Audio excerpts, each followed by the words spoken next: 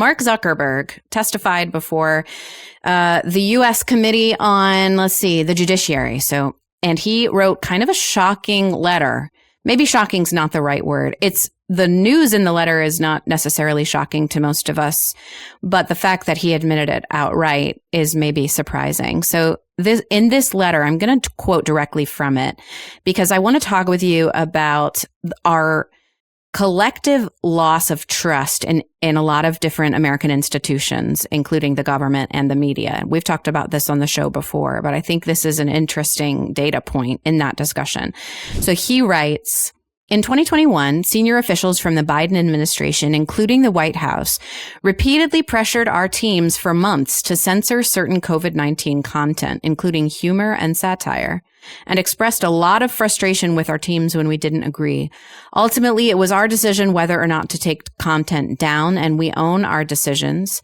I believe that the government pressure was wrong, and I regret we weren't more outspoken about it. I also think we made some choices that, with the benefit of hindsight and new information, we wouldn't make today.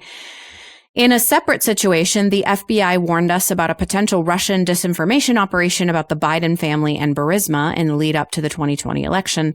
That fall, when we saw a New York Post story reporting on corruption allegations involving then Democratic presidential nominee Joe Biden's family, he's talking about the Hunter Biden laptop story. We sent that story to fact checkers for review and temporarily demoted it, which means they took it out of the algorithm where if you searched for it, you would have trouble finding it on Facebook. We demoted it while waiting for a reply. It has since been made clear the reporting was not Russian disinformation, and in retrospect, we shouldn't have demoted the story. We've changed our policies and processes to make sure this doesn't happen again. Well, very good. What do you make of this? Oh, I mean, what does anybody make of it? It's just like, again, I'm quoting my pastor twice in 5 minutes. If you're not a little bit of a conspiracy theory this week, these days, you're not paying attention, he said. There's two parts of this. What do you make of this particular story? What do you make of the impact that it had on the election? What do you make? Okay, that's all legitimate questions that need to be wrestled with. The bigger one is, what do you do with an entire country that feels like they're being gaslit all the time? That's the bigger one. I mean, can you have? I had a conversation about this with a group of students I was speaking to not too long ago, talking about the definition of marriage and family. And one of the things that you get when you have a strong marriage culture in a society is basically you build the foundation of trust, right? So the very first place you learn trust and what it means to be trustworthy and what it means to put your trust in someone who should be trustworthy is the home. In fact, it's really the only place. I mean, you're not really going to learn that. You might learn some of it at school. You might learn it, within the neighborhood, but you're not going to learn it in a community that's broken. You're not going to learn it fundamentally if the person who gave you birth or gave you life is untrustworthy, right? They said they'll always be there, or they should have always been there, but they're not.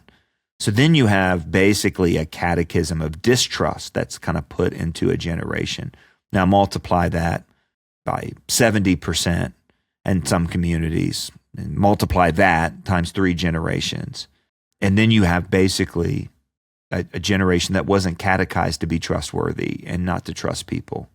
And then, what do you get? You get news sources and information sources that are shaped by a will to power and an ends justifies the means sort of mentality. And you get that across the board. And then it starts to infect places, that you used to trust. And when trust breaks down in a civilization, I think that's something that probably hasn't been written on nearly as much as it should, that when everyone thinks they're being hoodwinked, when everyone thinks they're being deceived, when everyone thinks, this person can't be trusted or that person can't be trusted, when everyone thinks that you are questioning motives instead of ideas, then even when you try to have a legitimate conversation, it's impossible, right? Even when you try to go, hey, this is a really bad idea. Oh, you're just motivated by blah, blah, blah, blah, blah. It's like a big rock in the middle of the water that keeps going out. And I noticed this after, COVID, when everyone started traveling again. I was like, people aren't okay. Everyone seemed on edge, like they were about to explode all the time, including me. And where is this coming from? This cultural mood that we're in, that catastrophic loss of trust, that relational brokenness. Man, I think stories like this just kind of show us how bad it is. We can't repair it either by saying, listen, people, trust your institutions. It just doesn't work like that. You can't just turn it back on.